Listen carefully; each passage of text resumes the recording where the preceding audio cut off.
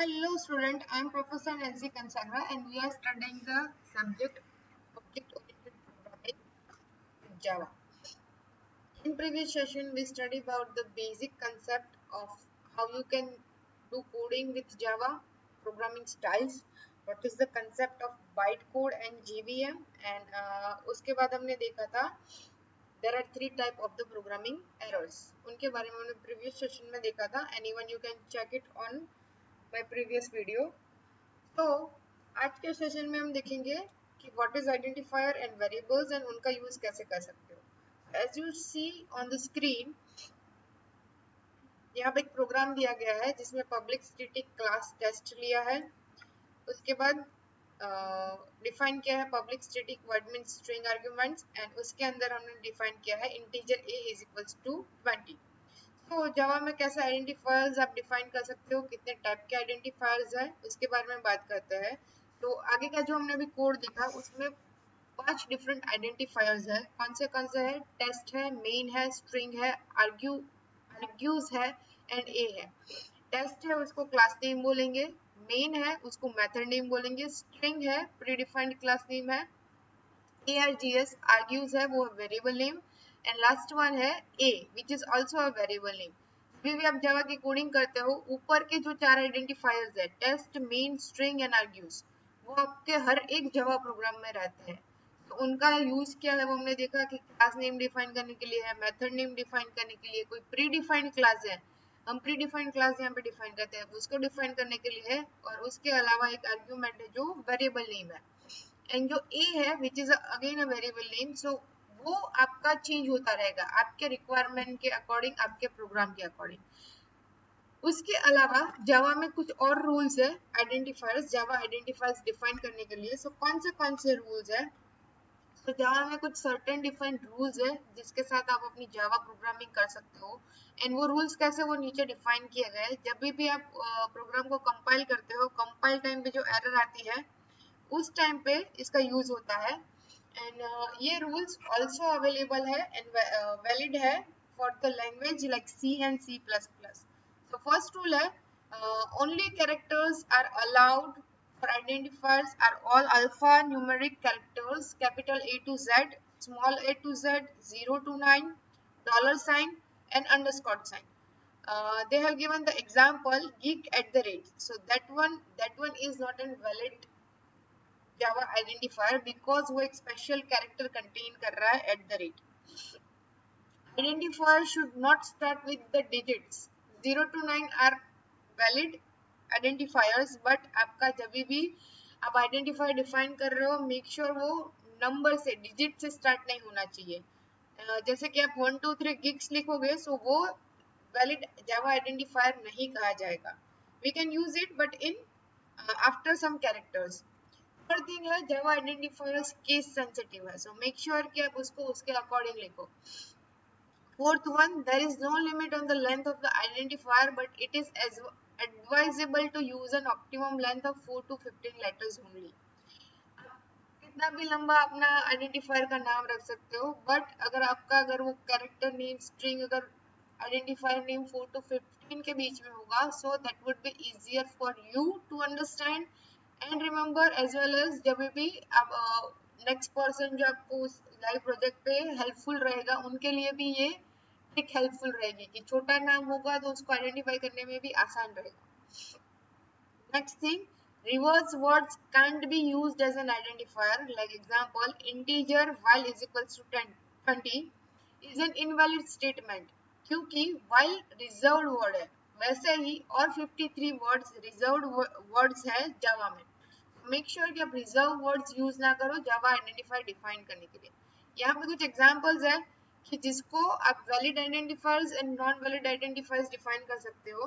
तो अभी आप देख सकते हो कि यहाँ पे जो लिस्ट है एग्जांपल्स ऑफ वैलिड आइडेंटिफायर्स वो क्या क्या है।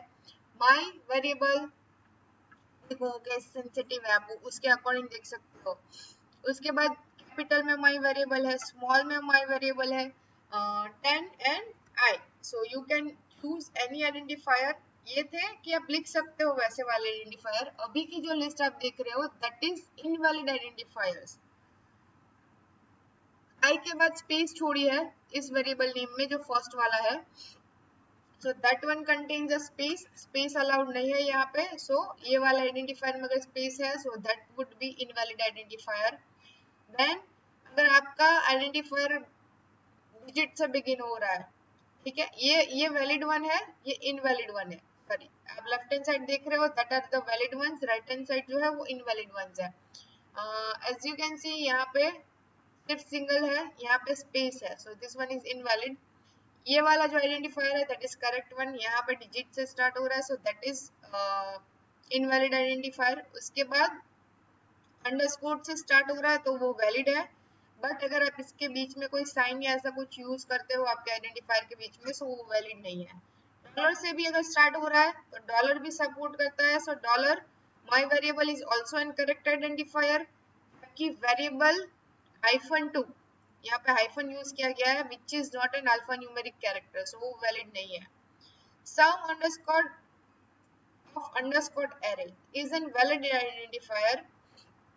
That is sum underscore and underscore difference is not, because difference is not an valid identifier. Then Gix123 is an valid one, and any alphanumeric characters are not valid ones. आप देख सकते हो कौन सा वैलिड है कौन सा invalid है. so, उसके अकॉर्डिंग आप अपना जब भी जावा का प्रोग्रामिंग करो उसमें मेक श्योर करो कि आपका जो आइडेंटिफायर आप ले रहे हो वो वैलिड है या नहीं है, वो आपके लिए इजियर हो जाएगा डिफाइन करना. And it is an good sign of the coder कि आप अच्छे से अपना आइडेंटिफायर डिफाइन करो. उसके बाद है वेरिएबल्स इन जावा. तो variable is a name of the reserved area allocated in the memory. आप जो भी नेम दे रहे हो उसको एक पर्टिकुलर मेमोरी लोकेशन पे भेजने का काम कौन करता है, वेरिएबल करता है. इन अनदर वर्ड्स अगर if you can say it is a name of the memory location. like each and every individual human have a one address where he or she can live. okay, so that is her location address. similar way में अगर आप कोई variable define करते हो तो उसका भी एक मेमोरी लोकेशन होता है आपकी मेमोरी में. पीसी से वर्क कर रहे हो, लैपटॉप से वर्क कर रहे हो, मेमोरी में जहाँ पे स्टोर होता है उसकी एक एड्रेस होती है, उसको डिफाइन जिस नाम से किया जाता है that is variable. And it is a combination of very plus able, that means value can be change. इसकी वैल्यू आप चेंज कर सकते हो डेफिनेटली. यहाँ पे एक वेरिएबल डिफाइन किया गया है integer data is equals to 50. So data is the variable. Okay, वो उसका नाम है. यहाँ पे जो डेटा है वो आपका एक वेरिएबल है और उसका नाम हमने दिया है डेटा. तो इसी तरीके से डिफरेंट डिफरेंट टाइप्स के वेरिएबल्स है. तीन वेरिएबल्स है, लोकल वेरिएबल है, इंस्टेंस वेरिएबल है एंड स्टैटिक वेरिएबल है. तो now what is local variable, what is instance variable and what is static variable. Local variable, a variable declared inside the body of the method is called the local variable. आपकी जो भी local body है उसके अंदर अगर आपका जो भी कोड है उसकी जो बॉडी है अगर उसके अंदर ये मेथड डिफाइन किया है आपने, डिक्लेयर किया है, so that is local variable. You can use this variable only within the method and the other method is in class aren't even aware that the variable exists. आपने जहाँ पे between the body वहाँ पे define किया है उन्हीं को पता होगा, उसी मेथड को पता होगा कि ऐसा कोई वेरिएबल यहाँ पे डिफाइन हुआ है, उसके बाहर किसी को नहीं पता होगा. एंड ये जो लोकल वेरिएबल है that can not be defined with the static keyword. ये आपने जब अंदर डिफाइन किया होगा तो उसके साथ स्टैटिक कीवर्ड नहीं जाएगा.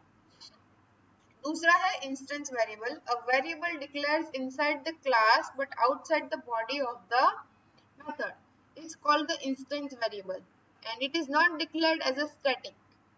It is called instance variable because its value is instance specific and is not shared among instances. हमने जो प्रोग्राम किया है उसके अंदर की बॉडी के विद इन द ये इंस्टेंस वेरिएबल डिक्लेयर होता है, इसलिए उसको इंस्टेंस वेरिएबल बोला जाता है. उसके बाद static variable. So a variable which is declared as a static is called the static variable. It cannot be local. You can create a single copy of the static variable and share among all the instances of the class. Memory allocation for static variable happens only once when the class is located in the memory. Static variable है वो कहीं भी statically define कर सकते हो, locally define नहीं कर सकते। एंड जब भी मेमोरी में एक बार स्टैटिक वेरिएबल वहां पे आपने डिक्लेयर कर दिया तो वो क्लास भी मेमोरी में लोड होगा और उसके अकॉर्डिंग वो वहां पे यूज होगा। सो यहाँ पे एक एग्जांपल है जिसमें तीनों वेरिएबल्स को डिफाइन किया गया है, इंस्टेंस वेरिएबल को भी, स्टैटिक वेरिएबल को भी एंड लोकल वेरिएबल को भी। एक क्लास लिया जिसका नाम ए है, उसमें फर्स्ट डिफाइन किया which is integer data is equals to 50। तो fifth data is a instance variable. उसके बाद हमने static integer m is equals to 100 लिया which is a static variable क्योंकि उसके आगे हमने स्टैटिक कीवर्ड यूज किया है। उसके बाद हमने वर्ड मेथड लिया और वर्ड मेथड के अंदर अगेन एक integer n is equals to 90, n is your variable and उसके एक वैल्यू हमने डिफाइन की एंड क्लास एंड किया। So this way you can define the different type of the variables in your Java code. This is all about the identifiers and variables and उनका कैसे use कर सकते हो। We'll see further about the data types कि कितने type के data types है और उनको कैसे यूज कर सकते हो in the next session. If you have any doubt regarding this session, you can put your question in below comment box. Thank you so much. Stay home, stay safe.